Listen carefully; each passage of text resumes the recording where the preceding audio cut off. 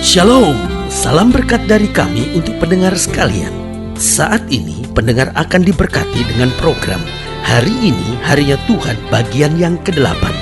Sebuah program rohani tentang doktrin Alkitab yang menolong kita untuk semakin tertanam dalam kebenaran firman dan bertumbuh dalam kemuliaan. Bersama hambanya, Pendeta Gilbert Lumwendong, STH. Banyak orang merasa doktrin Alkitab sebagai sesuatu yang membingungkan. Tetapi tahukah saudara bahwa doktrin Alkitab intinya adalah memahami Alkitab dengan benar, dengan pemahaman yang sistematis, sehingga kita terus dapat tertanam di dalam kebenaran firman, sehingga kita terus bertumbuh di dalam kemuliaan Allah. Buka hati saudara sekalian untuk menerima berkat-berkat firman-Nya hari ini. Suka atau tidak suka, mau atau tidak mau, siap atau tidak siap, tahu atau tidak tahu, maka setiap orang percaya pasti harus melewati tekanan, bahkan juga aniaya. Karena Alkitab sudah tegaskan buat kita bahwa kita ini adalah anak domba di tengah serigala. Ini yang susah. Karena kalau Alkitab bilang kita anak buaya di tengah serigala, mungkin masih oke, saudara-saudara. Kalau Alkitab bilang kita anak macan di tengah serigala, ayo deh kita adu, ya kan. Kalau Alkitab bilang kita anak singa di tengah serigala, masih imalannya itu masih ayo beradu lah kita, ya kan. Tetapi Alkitab bilang gak enak, anak domba di tengah serigala. Kita gak punya apa-apa untuk melawan dunia ini yang buas seperti serigala. Kalau sudah lihat domba itu binatang yang gak punya tanduk, binatang yang gak punya cakar yang tajam, gak punya kecepatan untuk berlari, sehingga dia gak punya ketahanan fisik dan juga gak punya kecepatan untuk menghindari musuh, bahkan juga gak punya apa-apa untuk melawan musuh. Itu sebabnya domba itu selalu harus dekat dengan gembala, karena satu-satunya pertahanan, satu-satunya jaminan keamanannya bahwa dia tetap harus dekat dengan gembala. Karena waktu dia dekat dengan gembala, maka gembala yang akan bertanggung jawab untuk mengusir serigala serta binatang-binatang buas yang ada di sekitarnya. Jadi jelas, karena kita tahu bahwa kita adalah anak domba di tengah serigala, berarti kita akan lewati hal-hal yang tidak menyenangkan. Karena itu jelas kita harus membangun pagar, kita harus membangun tembok penjagaan dalam hidup kita dari segala serangan musuh.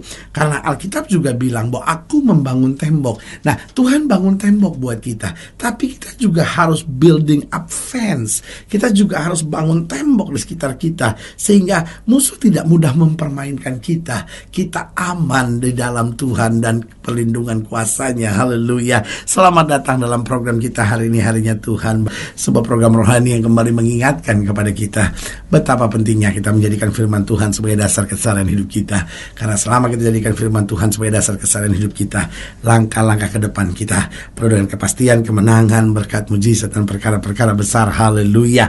Dan dalam program ini kita sedang bicara tentang mendirikan tembok. Nah, saudaraku yang kasih dalam Tuhan, karena kita tahu bahwa kita jalani hidup yang berbahaya di tengah dunia ini, berarti kita sedang harus membangun tembok. Nah, tembok ini bukan berarti kita harus jadi orang Kristen yang eksklusif, terpisah dari dunia. Bukan itu. Membangun tembok ini artinya menjaga jarak, sehingga kita tidak menjadi duniawi. Karena Alkitab bilang, kamu memang ada di dunia, tapi kamu bukan berasal dari dunia. Berarti jelas Tuhan mau hidup kita terpisah dari dunia, tapi tetap menjadi berkat, menjadi garam di tengah-tengah dunia. Haleluya. Nah, saudara yang kasih dalam Tuhan, dalam program ini, dalam pembahasan kita tentang mendirikan tembok, kita mau sama-sama belajar dari Mika pasal 4. Mika pasal 4 ayat 13 sampai ayat 14. Mika pasal 4 ayat 13 sampai 14. Saya beri kesempatan buat siap saudara untuk ambil Alkitab saudara, lalu kita mau pelajari bersama-sama sehingga kita dikuatkan senantiasa untuk berjalan dalam kehendak Tuhan. Haleluya. Bangkitlah dan iriklah hai putri Sion. Sebab tandukmu akan kubuat seperti besi, dan kukumu akan kubuat seperti tembaga, sehingga engkau menumbuk hancur banyak bangsa.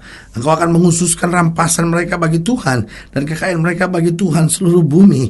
Nah, saudaraku yang kasih dalam Tuhan, kita tahu bahwa yang namanya domba, dia tidak punya tanduk yang besar, ada tanduk kecil sekali, ya kan? Hanya hiasan seperti di kepalanya. Tapi Alkitab bilang tandukmu ini akan kubuat menjadi begitu hebat seperti besi. Bahkan saudaraku, domba ini kan gak punya kuku yang tajam untuk menghancurkan musuh. Tapi Alkitab bilang apa? Kukumu akan kubuat seperti tembaga. Supaya apa? Supaya musuh-musuh di sekitarmu itu, bangsa-bangsa yang menertawakan engkau, bangsa-bangsa yang menghancurkan engkau itu, akan kutumbuk sampai hancur. Bahkan dikatakan engkau akan menghususkan rampasan mereka bagi Tuhan, dan kekayaan mereka bagi Tuhan seluruh bumi. Ayat 14. Sekarang kau harus mendirikan tembok bagimu, pagar pengepungan telah mereka dirikan melawan kita, dengan tongkat mereka memukul pipi orang yang memerintah Israel. Nah, saudaraku yang kasih dalam Tuhan, dari sini kita dapat melihat bahwa orang percaya harus tetap menjaga diri.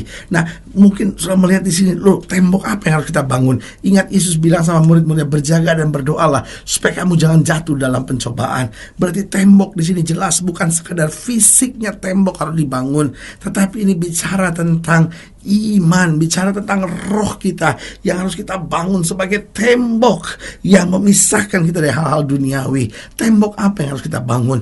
Yang pertama saya pelajari bahwa kita harus bangun tembok yang memisahkan kita dari dunia. Sudah saya tegaskan bahwa bukan berarti kita harus jadi orang Kristen yang eksklusif, tapi kita tidak boleh terpengaruh dengan dunia, karena Alkitab berkata jangan kamu menjadi serupa dengan dunia ini, tetapi berubahlah oleh pembaruan budimu, supaya kamu dapat membedakan mana kehendak Allah, mana yang baik, mana yang sempurna, mana yang berkenan kepada Allah. Karena Alkitab sedang mau ingatkan buat kita, kalau kita tidak jadi beda dengan dunia ini, tapi sebaliknya kita jadi sama dengan dunia ini, maka apa yang terjadi? Hidup kekristenan kita nggak akan punya makna, hidup kekristenan kita nggak punya arti. Karena Alkitab bilang kalau garam itu sudah tidak asin lagi, dia akan dibuang dan diinjak-injak orang.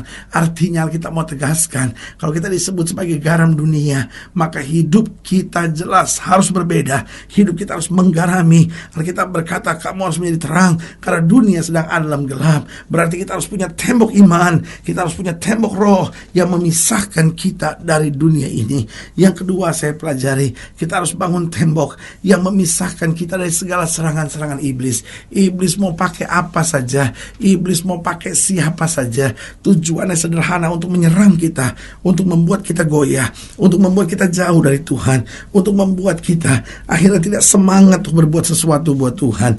Nah, saudaraku yang kasih dalam Tuhan, pastikan diri kita membangun tembok iman, pastikan diri kita membangun tembok roh, supaya dipisahkan kita dari serangan iblis. Bahkan ketika iblis mau coba menyerang kita, iblis mau coba menghancurkan kita, iblis mau mencoba memperdaya kita, kita akan tetap tegak, karena kita tahu penjagaan Tuhan yang sempurna adalah kepastian buat kita. Saudaraku yang kasih dalam Tuhan, Alkitab tegas bilang, ayo mari kita bangun tembok. Tembok di sini bukan tembok secara fisik, bangunan yang bernama tembok, tapi Tuhan sedang mau bicara tentang iman. Tuhan mau bicara tentang roh, di mana roh dan iman kita terpisah dari dunia, terpisah dari segala serangan iblis.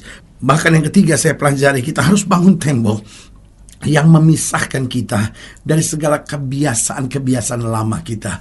Yang lama sudah berlalu, yang baru telah terbit, kata Alkitab. Alkitab bilang anggur baru tidak bisa disimpan dalam kirbat yang lama. Artinya apa? Kita harus bangun tembok tentang hari kemarin. Kita harus mulai membangun hari ini untuk mencapai hari depan yang penuh harapan.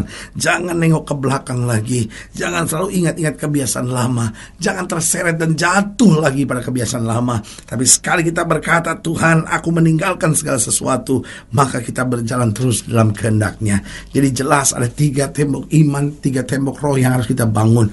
Yang pertama, tembok yang memisahkan kita dari segala hal-hal duniawi. Yang kedua, tembok yang memisahkan kita dari segala serangan iblis. Yang ketiga, tembok yang yang kita bangun untuk memisahkan kita dari kebiasaan-kebiasaan lama kita. Pertanyaannya, bagaimana kita bangun tembok itu?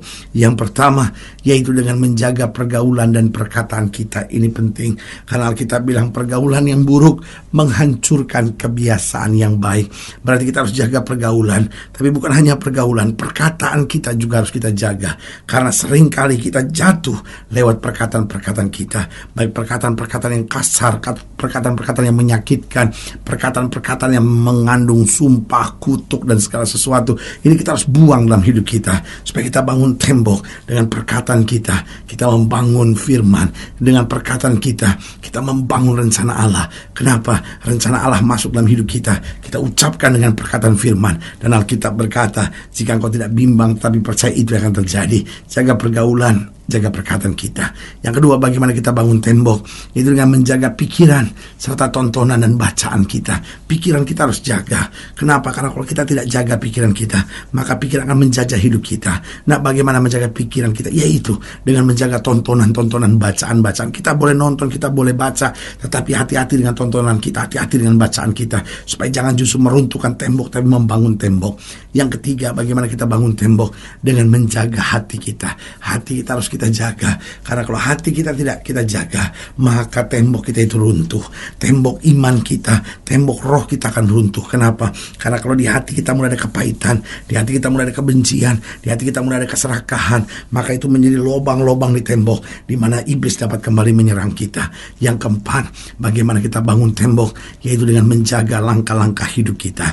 Jangan miring ke kiri maupun miring ke kanan, berjalan terus-terus firman, maka engkau tidak akan turun. Diangkatnya engkau naik, tidak menjadi ekor, dipimpinnya kita menjadi kepala. Haleluya. Saudara gue yang kasih dalam Tuhan, jika saudara ingin dilayani lebih jauh, hubungi kami melalui telepon, hubungi kami melalui surat, kunjungi website kami, karena kami ada untuk membawa Bapak Ibu saudara senantiasa lebih dekat pada Tuhan dan mengalami kasih kuasa mujizat yang luar biasa. Haleluya. Secara khusus melalui program ini juga saya mau berdoa buat setiap orang yang sakit, setiap orang yang berbeban berat, karena kita percaya bahwa bagi Allah tidak ada perkara yang mustahil. Nah, saudara ingin didoakan secara khusus, boleh taruh tangan kanan saudara di dada dan kita akan berdoa. Mari kita berdoa. Bapa, dalam nama Yesus, hamba berdoa untuk setiap saudara-saudaraku sekalian, mereka yang sedang berbeban berat, mereka yang sedang butuh mujizat, mereka yang sedang butuh kekuatan, mereka yang sedang butuh kesembuhan dari penyakit. Hamba berdoa di dalam nama Yesus, Tuhan jamah, sehingga hari ini boleh menjadi hari kekuatan, hari damai sejahtera, hari kemenangan. Bahkan mereka yang mungkin hari-hari ini di dalam iman dan dalam rohnya tidak ada tembok yang dibangun, tapi kami ingat firman, berjaga-jaga, berdoalah supaya kami jangan jatuh. Berarti Tuhan kuatkan kami supaya kami bangun tembok iman yang memisahkan kami dari segala hal duniawi, memisahkan kami dari segala serangan iblis, bahkan memisahkan hidup kami dari segala kebiasaan-kebiasaan lama kami, sehingga kami hidup dalam kehendak-Mu senantiasa. Di dalam nama Yesus kami berdoa. Haleluya. Amin. Saudara gue yang kasih dalam Tuhan, kita sudah berdoa. Ingat, tidak pernah Allah lalai menepati janjinya. Inilah saatnya buat kita untuk bangkit, bersemangat, bersukacita dalam menghadapi segala perkara. Karena kita tahu Yesus hidup, Yesus berkuasa, dan Yesus selalu membela kita dalam segala perkara. Doa saya menyertai saudara sampai berjumpa pada program berikut.